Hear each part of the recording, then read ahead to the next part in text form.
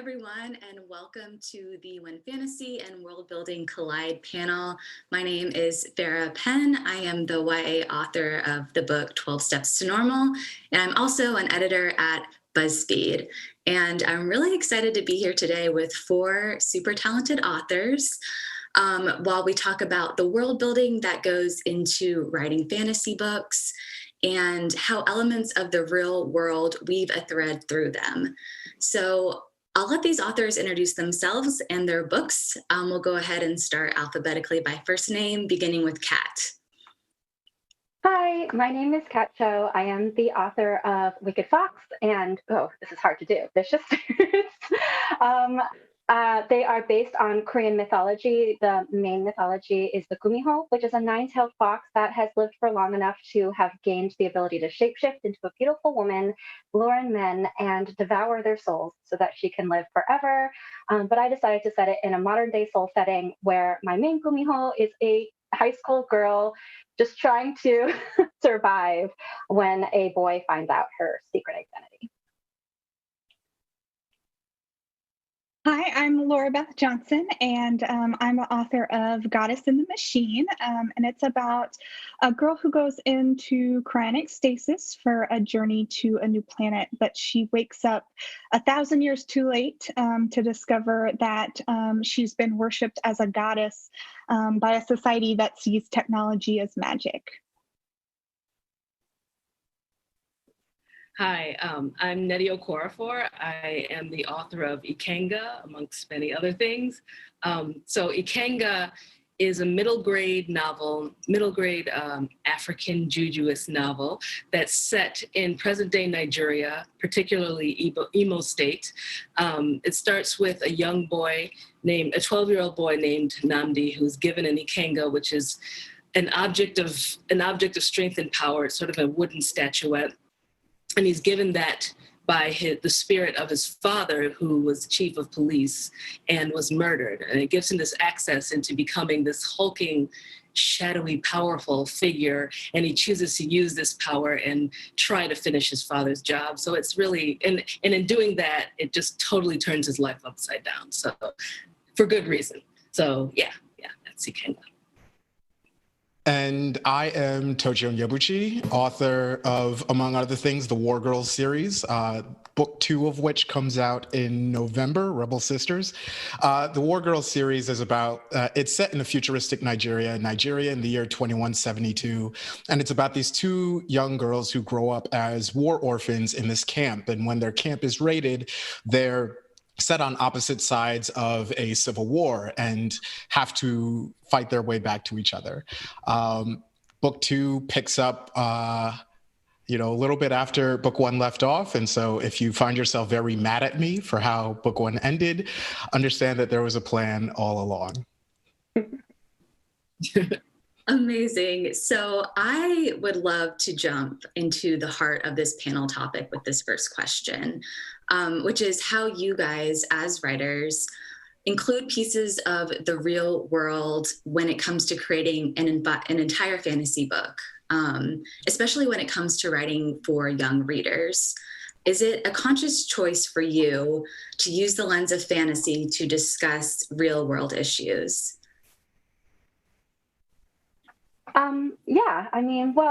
I feel like even if the worlds and the characters we're creating are based in a fantastical setting, they're still human beings most of the time. And they still have like human emotions and relationships. So it would be hard not to have them experiencing a lot of the things that we experience. And for me personally, as a person of color, it's kind of impossible for me to ignore that aspect of my identity, especially because I'm writing books based on my own Korean culture. And then on top of that, like I am writing books that are contemporary fantasy. So there are a lot of real world elements baked into it to begin with. There's a real city, there's like they go to high school, they're dealing with a lot of teenage issues. So I just think it kind of naturally becomes baked into it. It's just a difference of like whether you choose to highlight that or not. And for me personally, I just wanted to write a book that was like purely Korean and they didn't have to explain their Koreanness or justify it in the world. So I chose not to like go too far in examining like their place in the world outside of like their issues with coming to terms with like their identity as teenagers, and like man-eating foxes, which I'm sure is a real world problem for some people. For me, I don't know if it was a conscious choice as much as like the only option. Like, what else are we going to write about because we are only have access to these real world issues, and so I think it's a conscious choice for me to put them into fantastical settings. I think it's easier and safer for me to like explore them in these settings in a way. But I think this makes me think of, when people say they don't want politics in their books, what they're really looking for are books that have the same politics as them. So I think that that worldview that you have is just automatically going to find its way into your book, just automatically. And so I think part of it's a conscious decision, but mostly it's just that's the way writing works, is part of yourself ends up on the page. Yeah, I mean, for me, it's like, I was just sitting here trying to go through all of the books that I've written and how many of them are written in a complete fantasy world. I think I could only name one out of like the 18. Most of the stories that I'm writing, they start with the real world, and a lot of that, even when I first started writing fantasy, it wasn't like I made this conscious decision to, I didn't even see it as fantasy. I think, I already see the world as a magical place. So there was like this very smooth progression to kind of, I don't know, it's hard to describe something with language where I feel like sometimes the language is very limiting, but like, yeah, I mean, I see the world as a magical place. Even the very first story that I wrote was supposed to be realism, and other people would read that and think it was fantasy. So there was already that going on. And then these stories that I'm writing, certain things I would kind of amp up a little bit, but it's not really, I wouldn't say it's a conscious thing. And I wouldn't say that I'm using fantasy. I think like, that my worldview as a whole sees the world as a mystical, fantastical place where the mystical and the fantastical are not separate from the mundane. They coexist, and they always have. So, and so I think that comes through in the stories that I'm writing, but the stories that I'm writing start with the real world. They're based in the real world. That is their foundation. So they're an extension of it. They are, like viewing the real world through a distorted lens, but there's always that root. Yeah, I mean, for me, all speculative fiction, whether it's set in a recognizable future or in, I don't know, the distant past, is about our now, right? And, the power of speculative fiction is that it can operate as metaphor and reality at the same time. For me, it was less a choice, or I didn't choose speculative fiction, it chose me.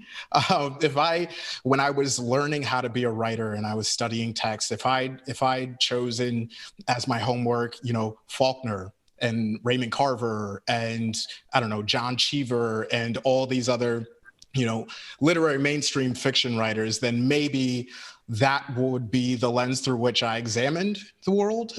But I was learning how to be a writer by watching anime. And so, if I wanted to write about such a contentious issue as the Biafran War, which is, one of the most contentious issues in Nigeria and Nigerian history, it made sense for me to do so through the lens of Gundam Wing. If anything, I think the more sort of fantastical world building challenges have been with regards to writing or trying to write from within Nigerian culture for a majority white audience.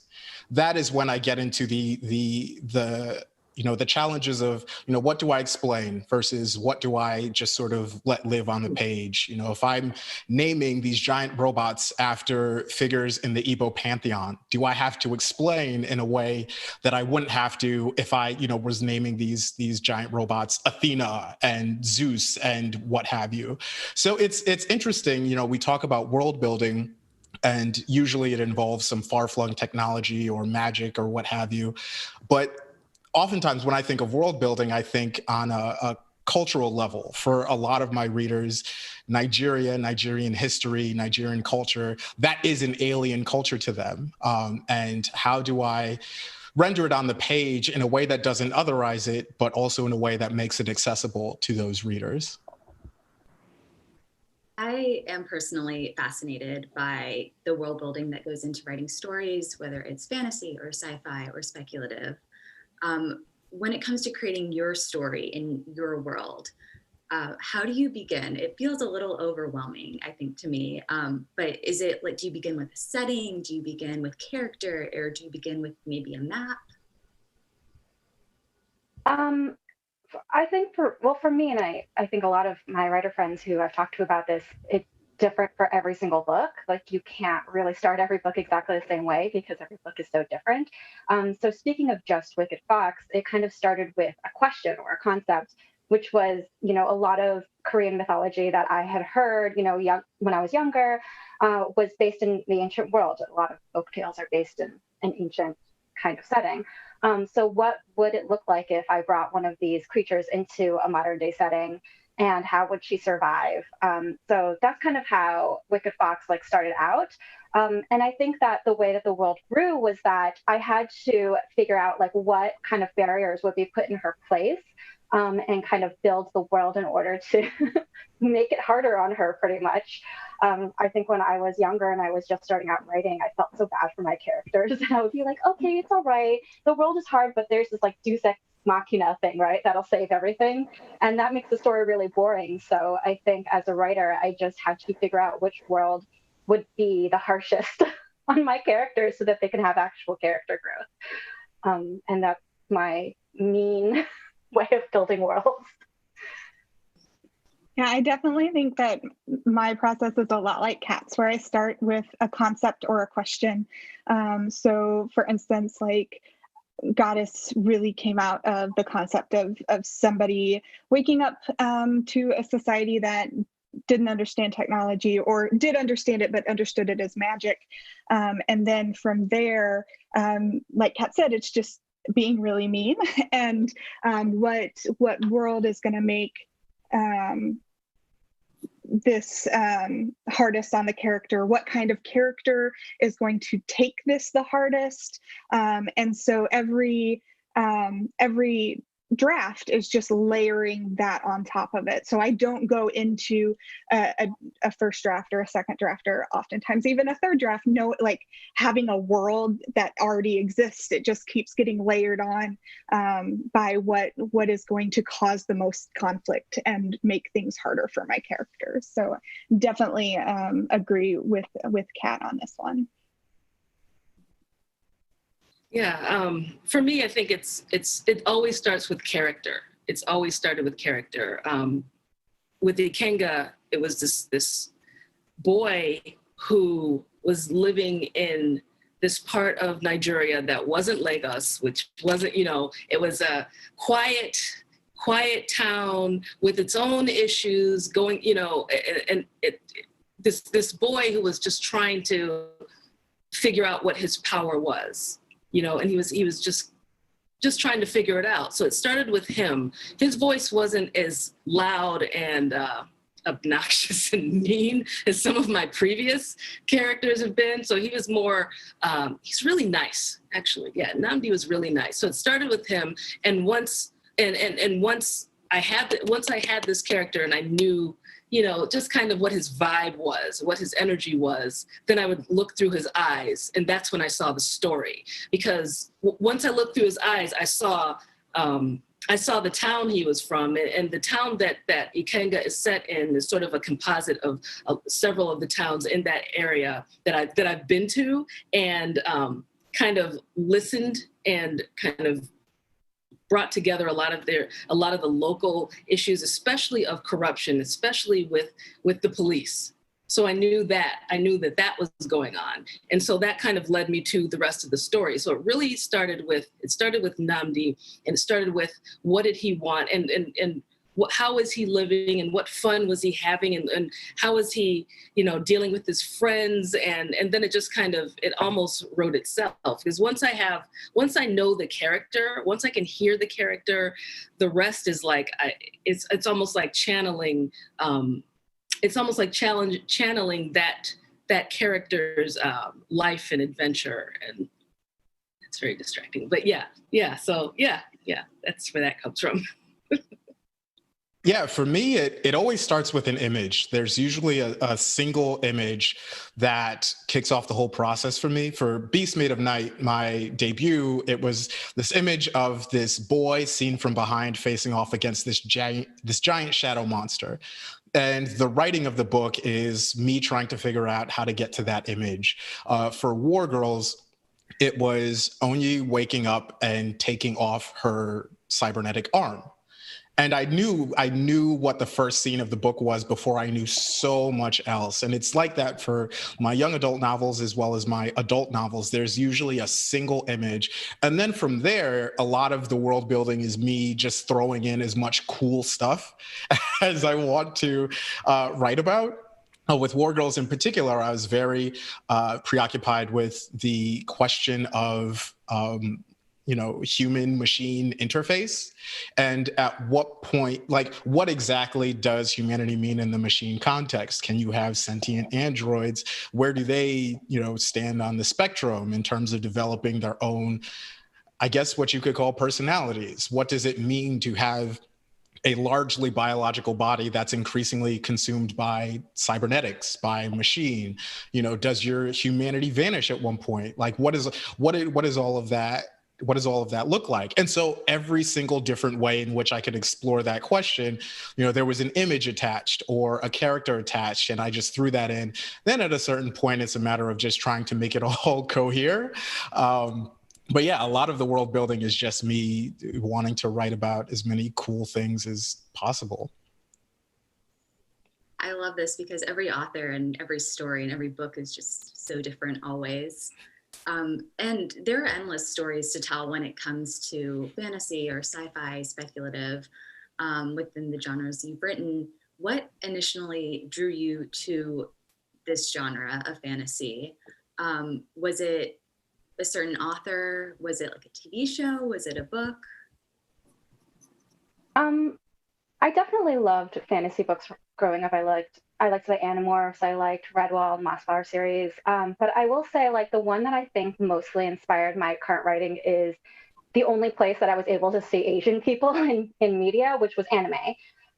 So, Sailor Moon, Dragon Ball Z, Miyazaki films, Cowboy Bebop, Gundam Wing, like, all of those things were things that I devoured as a child because they allowed Asian people to be the heroes of their own stories. And that was really important for me. I grew up in a very non-Asian community, and I really hungered for being able to see my face on some of the heroes. And so I really gravitated towards anime, and a lot of the anime that was allowed into the US market happened to be fantasy and sci-fi. So I kind of just cut my teeth on those types of stories, and that's how I envisioned like bringing my culture into my stories and being able to tell, like, have books where I'm the hero.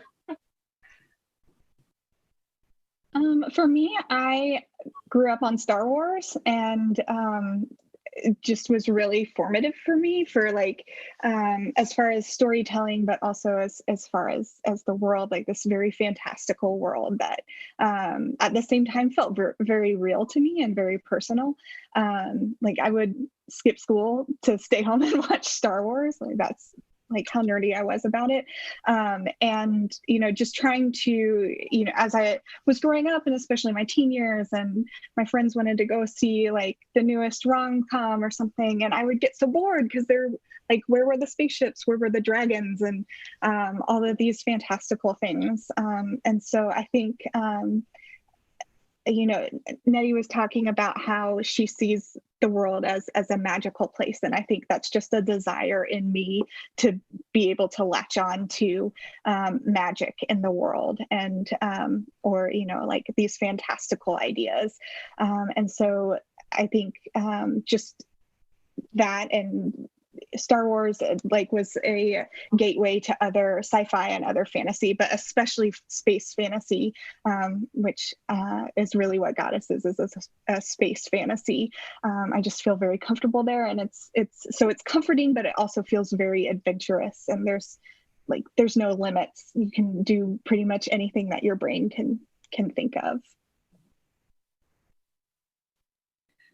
Yeah, for me, it was like, I grew up reading a lot, I read a lot, anything that was good. It wasn't, I was never about genre. I never looked at categories when I was in the library. I would just go in there and whatever I found that I liked, I would read. I also was just naturally a really imaginative kid. Like from the very beginning, my earliest memories were like just strange, just viewing, like I used to be afraid of ice because I thought there were universes living in ice.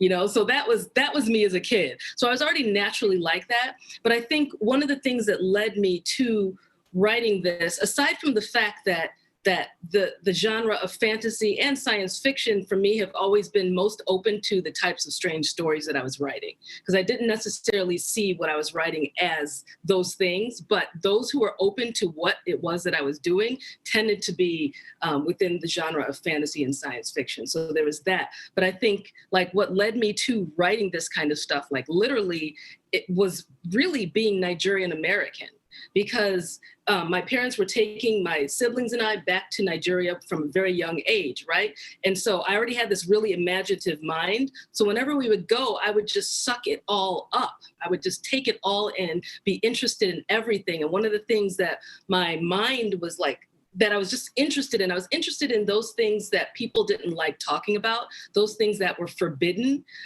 especially the cultural stuff. I was just, this was before I was even writing any stories. I was just interested in those things. I was interested in masquerades. I was interested in, those things, like the fact that my father's father used to have an obi in the back of the house and nobody wanted to talk about that. I wanted to learn more about that. So I was like, always, those are the things that I migrated towards, and those things tended to be those mystical things, those things that were about the fantastical, the spirit world. And that was early on. Like those just absolutely fascinated me. And so once I started writing stories, that just came forth easily, like just naturally, even when I was trying to write realism, because it all just kind of clicked into my already very imaginative worldview. And so then when I sat down to write these stories, you can see how I ended up, you could basically see how I ended up writing the things that I write and drawing from what I draw from. It was all a very organic thing. Yeah, it's funny. Growing up, I was a pretty omnivorous reader. Part of that was mom's directive and imperative. So I was reading everything from Robert Jordan's The Wheel of Time series to biographies of Cicero, right? But I think similar to Kat, I think a lot of my storytelling influences were anime and manga. As you can see, there's the 25th anniversary edition box set of Akira by Katsuhiro Otomo in the background. Reading that and reading Blade of the Immortal by Hiroki Samura when I did were probably some of the most formative storytelling experiences that I ever went through, in part because there was this beautiful and gleeful defying of the laws of physics and the sort of physical laws of the world that I inhabited. The way characters moved, the way like cities were always being blown up and stuff. But they were also incredibly morally and politically complicated stories. You read Akira and you see all these issues in this examination of post World War II Japan, social alienation, nuclear proliferation, all this stuff, right?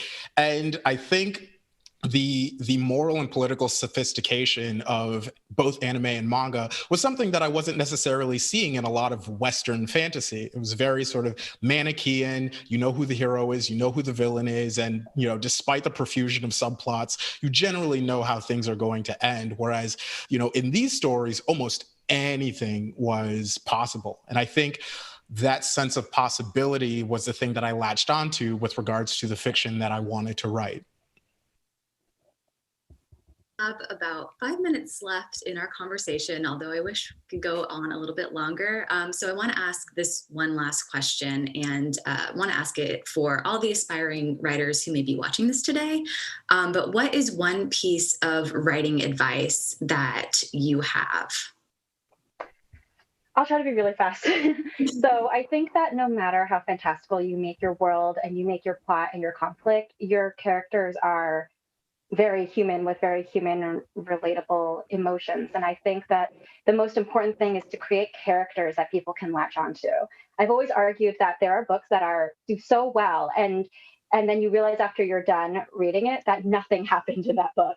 But you loved the characters so much that you were willing to read like 300 or 400 pages of them literally doing nothing. And I think that's really important, like whether there's nothing going on in your book or whether there's like way too much and it's really complicated, because the character is the heart of the story and they're going to be the one that creates the lens through which the readers are entering this world. And they're the one that's kind of allowing the reader to experience the fantasy. So I think it's really, really important for you to create a character that you can root for. They don't have to completely be a hero. Anti-heroes are great, but like someone who has something that like readers can really latch onto. I think that's really important. The advice that I usually give people is just to read a lot and write a lot. And I think it's really important, like if you do want to write fantasy, is to read a lot of fantasy, but also read a lot of other genres as well, because there's the structure in romance is just impeccable, and you can learn things by reading that. The character emotion in contemporary, you're going to pick up things from that. So it's important to make sure that you are reading really widely and applying and reading as a writer and applying what you're learning in all of these different genres into your own writing. Yeah, all really good advice. I'm like trying to think of, okay, what am I going to add to that? Yeah, everything that's been said already. But also, so read a lot, write a lot, but also enjoy it and have fun and play, and don't be afraid to write something that sucks. Because sometimes you have to write the crappy thing to get to the good stuff. And then sometimes writing the stuff that sucks is fun. So that's like a big deal, to just enjoying what you're doing, just for the sake of enjoying it. Don't get caught up in like social media and validation and being complimented. Don't get caught up in that, but just enjoy yourself, enjoy the stories. I think that, having that ability to play is gold. Also, understand that it's easier to work with something than nothing, and you can always edit. And so, like, if you want to take out a big chunk of something, put it aside over there. Even if it's painful and you love it so much and it doesn't belong there, put it in a different document and then continue. Like, always know that you can edit. You can always shave it down or do whatever. Yeah. The only advice that I really feel comfortable giving, because I have a very sort of unhealthy writing process, and I don't think it's the type of thing that people should emulate. But above all else, love writing. Whether that's coming up with characters, whether that's on a world building level, whether it's just geeking out about sentences and sentence structure, which is like a thing that I do. I love sentences. I think as long as you love writing for writing's sake, that's going to take you far, because this whole business of getting published, there's so much, rejection and wahala, and there's so many different distractions. But if you can love writing, just the very act of it, if it gives you the same feeling you get, seeing your crush across the room, getting butterflies in your stomach, you just feel this incredible amount of promise and at the same time satisfaction. If you can hold on to that, that's going to take you so far. But yeah, I'd say love writing. I love all of this advice, but most especially, Tochi, what you just said about loving writing, because if you don't love it, then what's the point? You really just have to love it. We are just about running out of time, so I just wanted to say thank you guys so much for joining this panel. It was such a pleasure talking to you all. And please check out all of their books. Go buy them from your local indie bookstores, request them from your local library. And yeah, thank you for joining. Thank you for having me. Just Tochi, just having Tochi. Yeah. Not the rest.